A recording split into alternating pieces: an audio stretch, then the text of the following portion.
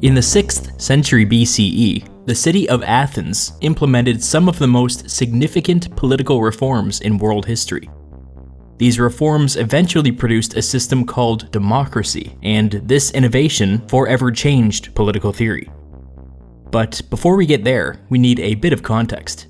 The constitutional history of ancient Athens, or at least the important bits, can be easily divided into 3 distinct eras. First, Athens was an oligarchy, which means that a small group of powerful families ruled the city. In time, Athens underwent a radical transformation and became what I'm going to call a limited democracy. Roughly a century later, Athens changed yet again from a limited democracy to a full democracy. Although even at the height of Athenian democracy, political rights were not extended to women, or children, or slaves, or foreign residents, who together made up like 90% of the Athenian population. But let's not get ahead of ourselves. Let's begin back during the oligarchy.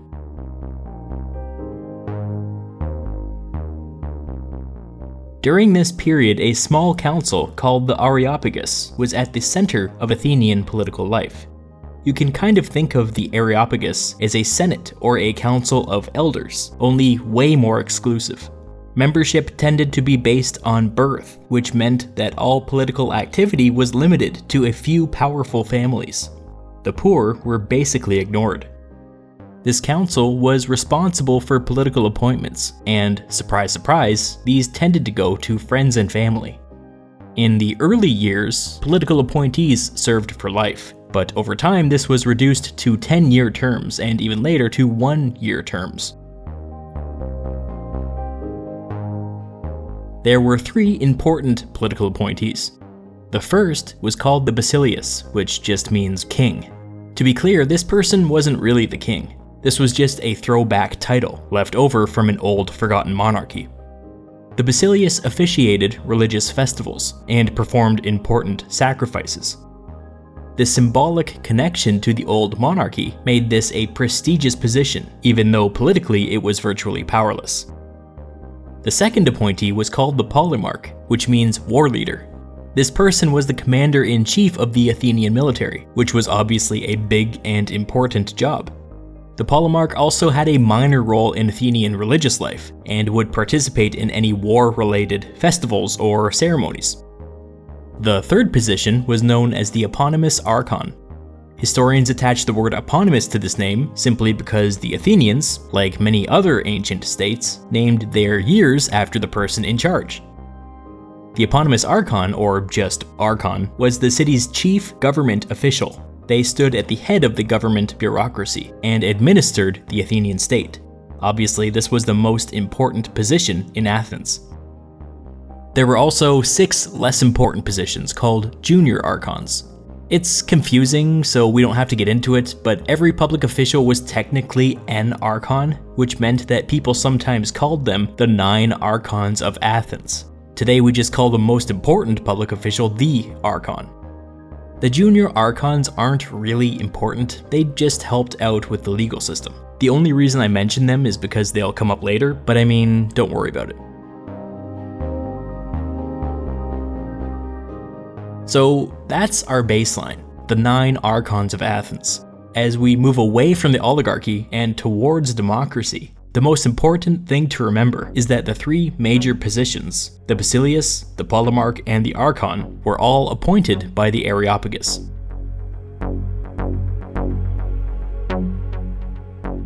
In the early 6th century BCE, there was a prolonged political dispute within the Areopagus, and all public business ground to a halt. As a solution, the oligarchs found a compromise candidate to serve as archon, and empowered him to implement a series of reforms to ensure that this wouldn't happen again. This man's name was Solon, and in time, his reforms would help produce the world's first full democracy.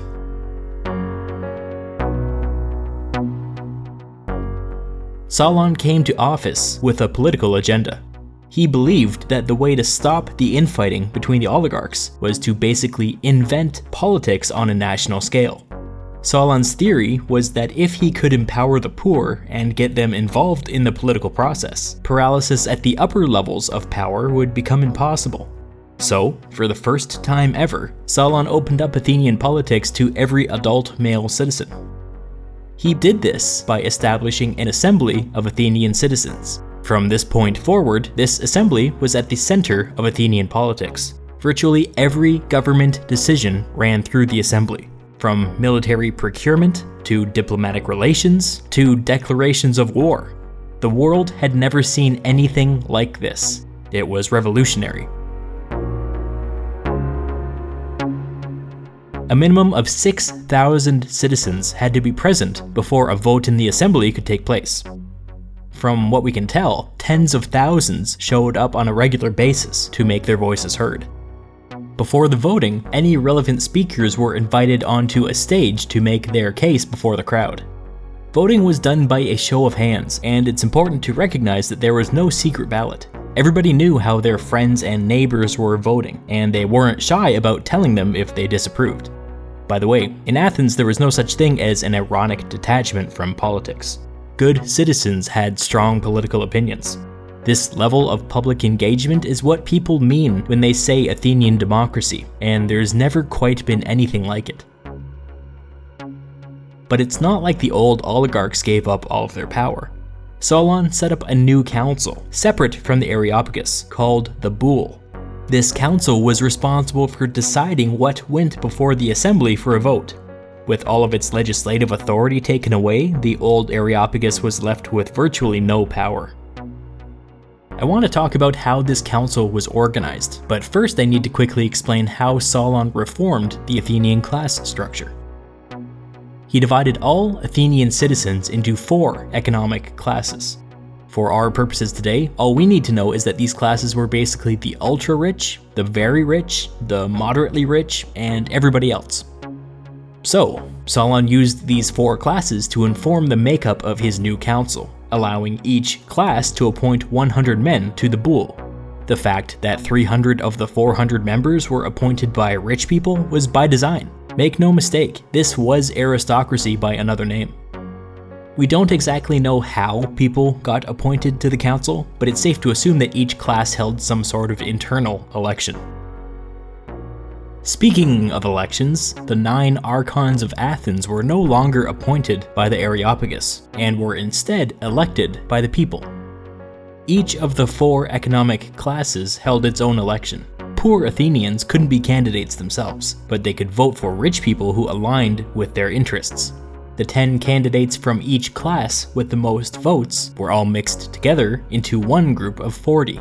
Of these 40 candidates, 9 names were picked at random, and these people became the Basileus, the Polemarch, the eponymous archon, and the 6 junior archons. Again, this system was stacked in favor of the rich, but it was a step in the right direction. At the time, the Athenians justified the randomness in these elections with piety, saying that they always liked to give the final say to the gods. In practice, this was a pretty simple way to reduce the influence of money in politics, since no amount of bribery could ever guarantee a result. Under this new democracy, Athenian politics flourished. Pretty quickly, 3 major factions emerged, each vying for power. First, there was the Plains faction. These people tended to be rich landowners who lived on the plains outside the city. The Plains faction were the remnants of the old landed aristocracy. Consequently, they fought to preserve the prerogatives of the rich and opposed any further political reforms. As landowners, they worked to protect their profits by opposing any initiatives that would lower the price of food. Next, there was the Hill faction. People in the Hill faction lived on the hills, in and around the city. The hills were pretty lousy places to live, since you couldn't really farm or build on them very much. This faction consisted of the poorest citizens, who up until recently had been locked out of the political process.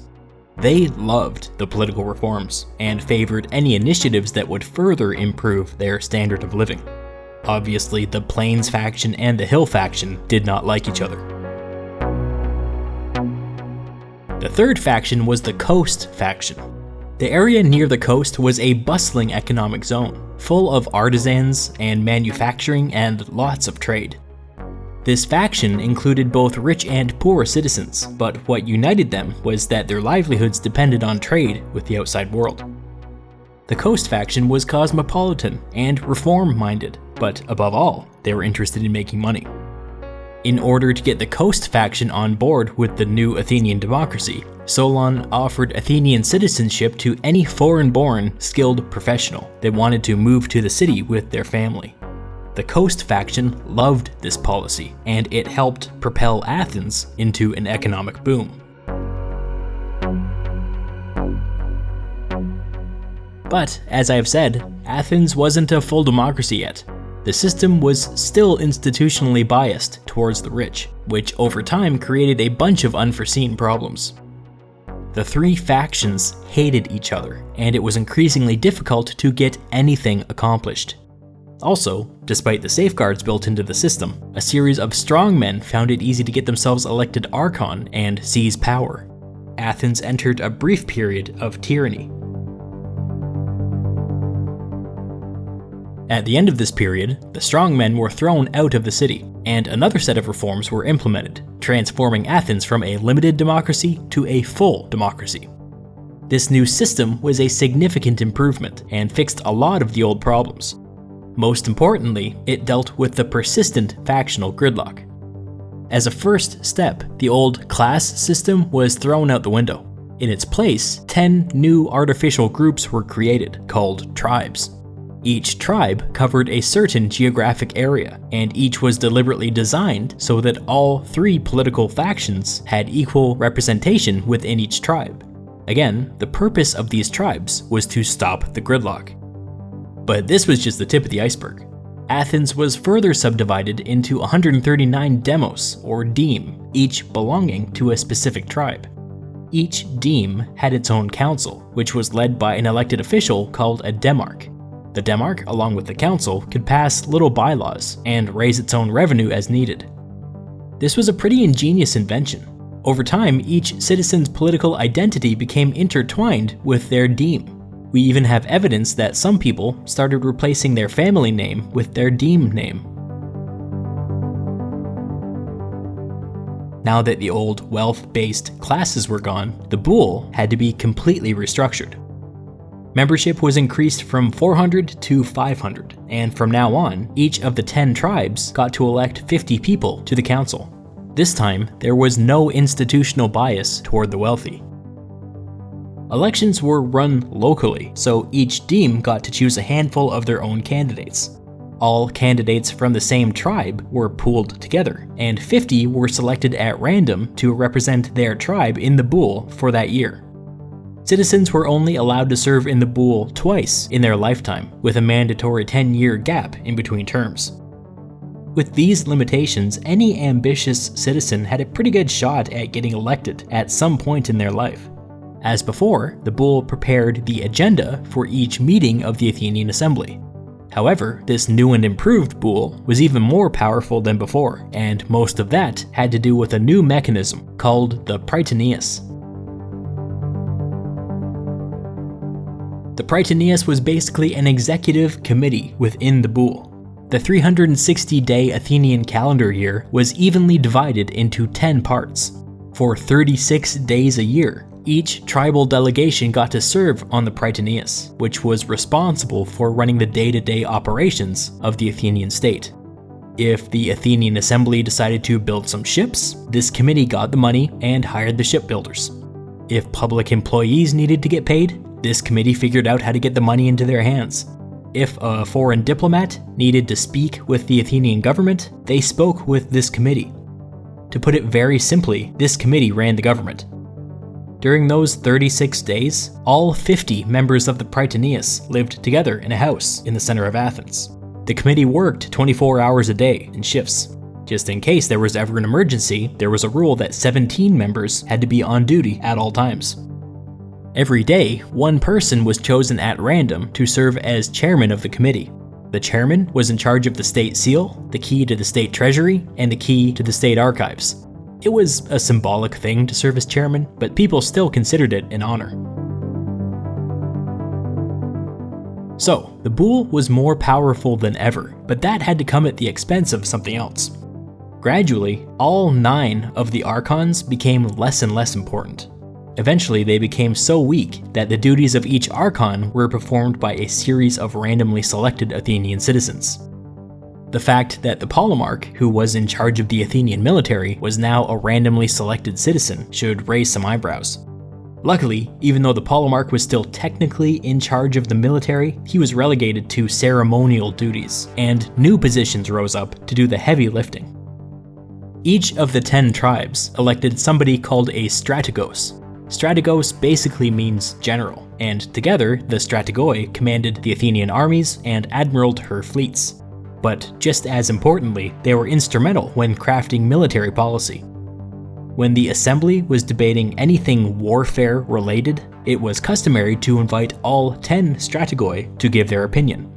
Sometimes there were lively debates back and forth, but when there was a consensus among the strategoi, the assembly tended to defer to their expertise.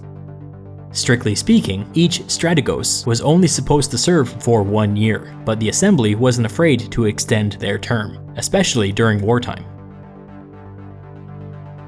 So, a lot of care was taken to make sure that Athenian politics wouldn't fall into factionalism and infighting like it did back in the old days. A lot of progress had been made on this front. The tribes were non-ideological, and each tribe was given its turn to be in charge of the bull's executive committee.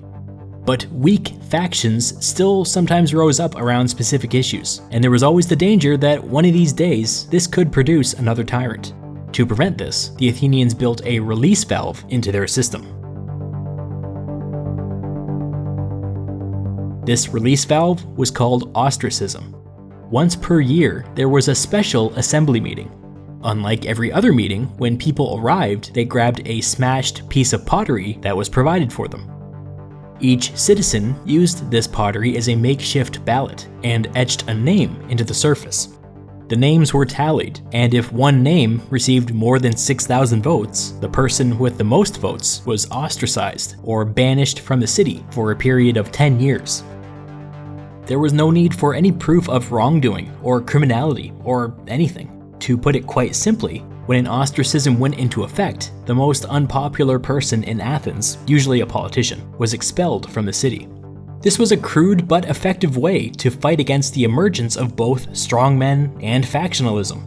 If a minority of citizens could get anybody banished from the city, it was tough to get a divisive political movement off the ground. The vote took place every year, but that didn't necessarily mean that somebody was banished every year. If no one individual received 6,000 votes, no action was taken. As full Athenian democracy was implemented, the city ballooned into a manufacturing powerhouse, exporting its products and its culture all over the Mediterranean. It didn't take long for the Athenians to develop a reputation for their unique political system, and for the city itself to become a major hub for political thinkers. From Italy to North Africa to the Near East, cities began to adopt political institutions that looked an awful lot like the Athenian ones. After centuries in the sun, Athens was eventually conquered by outside powers, but the example they set and their contribution to Western political thought continues to be one of the most important things that any state has ever produced.